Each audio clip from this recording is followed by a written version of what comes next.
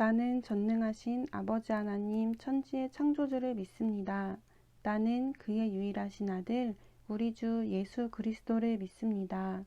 그는 성령으로 잉태되어 동정녀 마리아에게서 나시고 본디오 빌라도에게 고난을 받아 십자가에 못 박혀 죽으시고 장사된 지 사흘 만에 죽은 자 가운데서 다시 살아나셨으며 하늘에 오르시어 전능하신 아버지 하나님 우편에 앉아 계시다가 거기로부터 살아있는 자와 죽은 자를 심판하러 오십니다. 나는 성령을 믿으며 거룩한 공교회와 성도의 교제와 죄를 용서받는 것과 몸의 부활과 영생을 믿습니다. 아멘. 2021년 10월 8일 오늘을 여는 말씀 본문은 역대하 36장 22절에서 23절까지입니다. 제 성경으로 구약 710쪽입니다.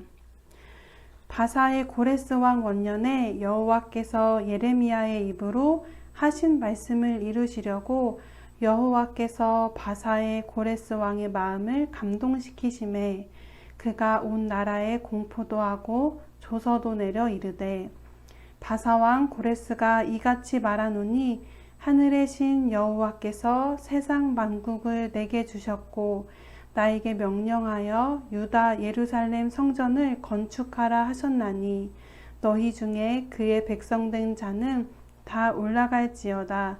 너희 하나님 여호와께서 함께 하시기를 원하노라 하였더라. 아멘.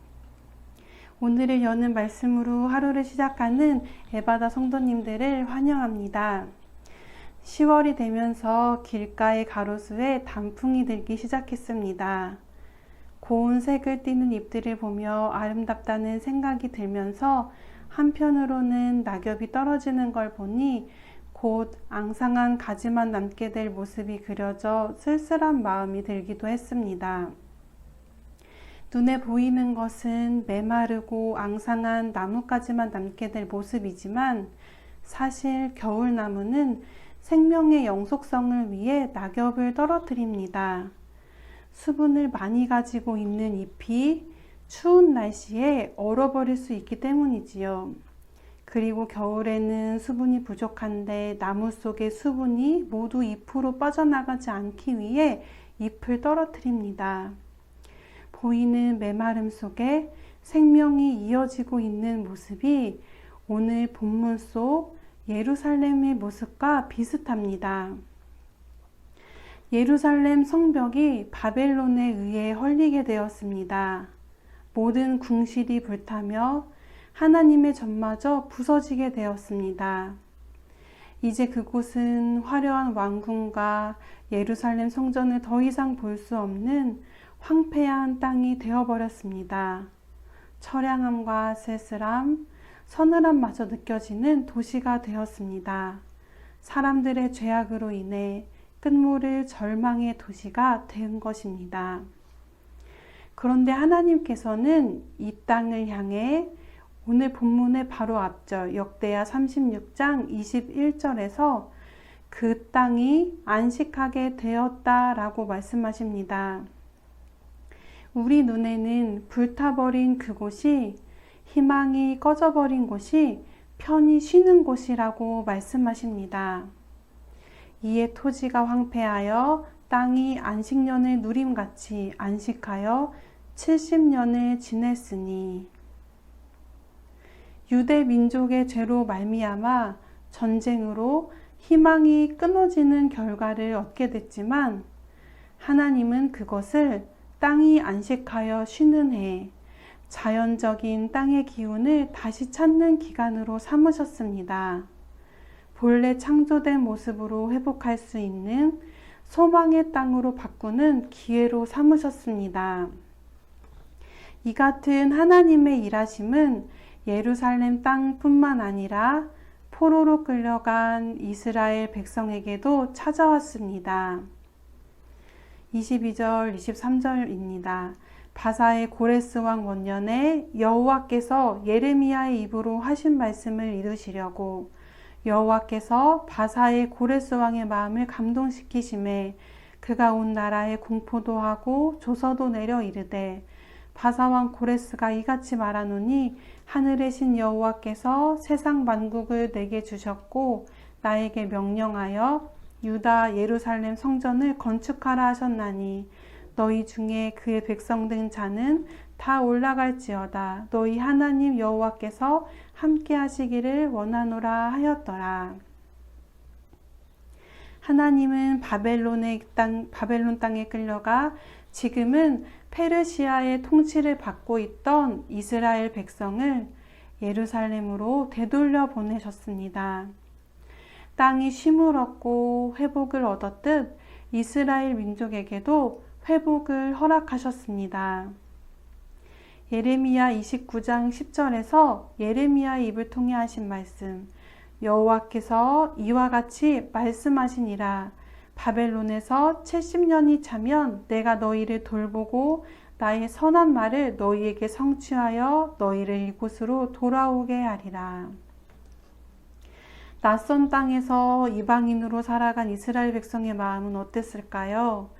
하나님의 말씀을 듣지 않았던 것을 후회했을 것입니다. 다시 기회가 주어진다면 하나님의 명령을 잘 듣고 순종하고 싶었을 것입니다. 예언자의 말씀을 기억했던 사람들은 그 날이 우리에게 올까 하며 가느다란 희망을 붙들고 있었을 것입니다. 하나님께서는 그 민족의 회복을 위해 그 약속을 이루시기 위해 페르시아 고레스 왕의 마음을 감동시키셨습니다. 고레스는 이스라엘에 대하여 바벨론과 달리 유화 정책을 펼쳤습니다. 바벨론의 교만하고 포악하여 피지배 국가를 감당하기가 어려웠고 내부적으로 분열이 많았던 모습을 보며 비정복지에 대해 관용과 포용의 정책을 펼쳤습니다. 그들의 종교와 문화를 존중하며 자신의 나라로 돌아가 살 수 있게끔 했습니다. 고레스는 단지 어떻게 나라를 잘 통솔할 수 있을까 고민하며 그런 정책을 펼쳤지만 온 세계의 주인이신 하나님께서는 왕의 마음을 움직이셔서 하나님의 백성을 회복시키시는 기회로 삼으셨습니다. 고레스는 단지 하나님의 도구일 뿐이었습니다. 이사야서에 보면 고레스에 대한 예언이 나와 있습니다. 이사야 44장 28절에서 45장 1절까지의 말씀입니다. 고레스에 대하여 이르기를 내 목자라 그가 나의 모든 기쁨을 성취하리라 하며 예루살렘에 대하여는 이르기를 중건되리라 하며 성전에 대하여는 내 기초가 놓여지리라 하는지라. 여호와께서 그의 기름 부음을 받은 고레스에게 이같이 말씀하시되 내가 그의 오른손을 붙들고 그 앞에 열국을 항복하게 하며. 역사가 요세푸스는 고레스가 이 예언서를 읽고 나서 하나님의 권능에 경탄하여 선지자의 예언을 성취하려는 열망과 야심이 그를 사로잡았다라고 기록하고 있습니다. 고레스가 태어나기 무려 150년 전에 자신의 실명을 기록한 이 예언서를 보고 떨리는 마음이 들었고 그 일을 예언대로 이루고자 했다는 것입니다. 언뜻 보면 그에게 하나님에 대한 두려움과 믿음이 또 있는 것 같아 보이지만 그는 이스라엘 뿐만 아니라 모든 국가, 바벨론의 우상신들에 대해서도 예배를 허용하며 포용 정책을 펼쳤습니다. 또 이사야서에 나온 기름 부은 자, 목자라는 말은 왕에 대한 은유로 쓰였을 뿐입니다. 이렇게 하나님께서는 거대 제국을 다스리는 왕의 마음을 움직이셔서 하나님의 백성을 위한 도구로 쓰시며 하나님의 계획을 이루어 가셨습니다. 세상에 돌아가는 모든 일들이 힘이 센 누군가에 의해, 강대국에게 의해, 나보다 높고 큰 사람들에 의해 움직이는 것 같아 보이지만 어느 것 하나 하나님의 허락하심 없이 이루어진 일이 없음을 깨닫게 됩니다. 오늘 말씀을 마무리하며 함께 기도하시겠습니다. 가느다란 희망을 붙잡고 있던 이스라엘에게 소망의 길이 열리게 되었습니다. 사람의 노력에 의해서가 아니라 오직 하나님의 주권과 의지로 이루어진 일입니다. 사람은 절망이라는 결과를 낳았지만 하나님은 희망을 우리에게 주신 분이십니다. 따라서 우리 눈에 보이는 척박한 환경이, 메마른 땅이, 우리의 부족한 형편이 문제가 되지 않을 것은 하나님의 계획대로 모든 일이 이루어지기 때문입니다. 하나님은 우리를 향해 때론 꾸짖으시지만 결국 생명과 소망을 주시는 분이심을 기억하며 기도하시겠습니다. 그리고 우리의 자녀와 가정과 교회, 특히 금요기도회 예배를 인도하시는 목사님과 주일 설교 준비하시는 최혜경 전도사님을 위해서도 함께 기도하시겠습니다. 나라와 세계와 국내외 선교사님들을 위해서도 기도하신 후 주기도문으로 모든 순서를 마치겠습니다.